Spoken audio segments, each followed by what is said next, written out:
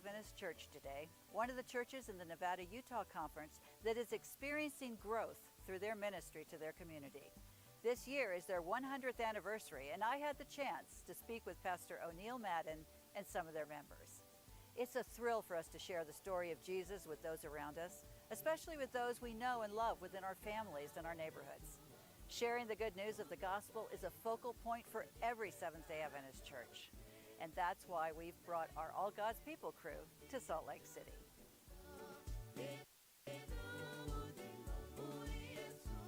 I'm excited because of the history of this church. Salt Lake's been here 100 years, and when you look back at the history, and I wish everyone take the time to look at the history in this culture that is basically a Mormon city. Adventists developed and grew. Black Adventists came to Salt Lake City, and it was difficult, it was challenging, but the church survived. William Green, he was grandpa to me.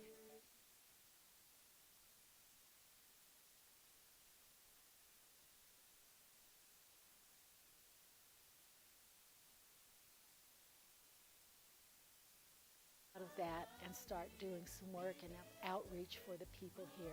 And actually, this church is just a few blocks down from where the original church started.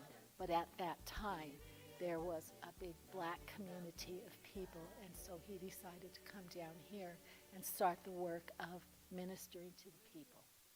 And I have some books that show his evangelism work that he's done, and he had different people come in to do the Revelation seminars, and all of those are what he did here.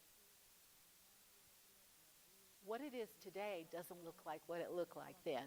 I mean, while it was a family church, and I grew up with all the people I've known all my life, now it's more international. We have people from all over the world in all different languages. This church is so diverse, and one of the things you learn early on is every culture has a different way of looking at stuff. And some things are offensive to one culture are standard to another culture. And it affects everything from how you greet somebody to what you bring to potluck. So we have basically three main groups in this church. We have the African Americans, we have the Tongans, we have the people from Karen / Burmese, and then we have a large contingent of the Congolese, Kinewanda membership within the church here. And what we're trying to do, working within the different cultural groups, we're trying to provide resources for them to be able to assimilate themselves within the culture here. We've done feeding of the homeless, we've done teen pregnancy programs, we've done clothing giveaways. It was great. We probably had maybe 500 to 600 people come through here. So we've done a lot of outreach to people that you wouldn't necessarily see in the church, but we've met them, and now they've been a part of our church. And we've befriended many people who, again, as I say, may not necessarily have come to the church if we didn't have those ministries.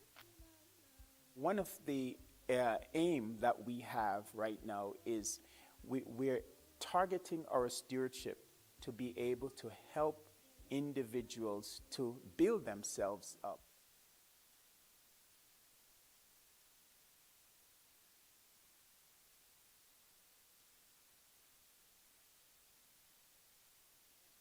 We believe we will be able to help the church and ultimately the community to be stronger.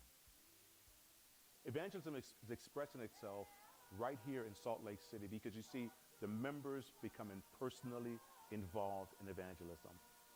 It's exciting when you hear that people are being baptized, that 30 people are being baptized this year in Salt Lake City Central. 100 will possibly be baptized this year. So I'm just excited to find out that this church is still alive, it's vibrant, and it's full on Sabbath morning. So I'm excited about that. I'm so inspired by our visit to Salt Lake Central Church. I invite you to join us in praying for our brothers and sisters who are sharing the gospel so faithfully and effectively here in Utah. Thanks so much for joining us today. I'm Connie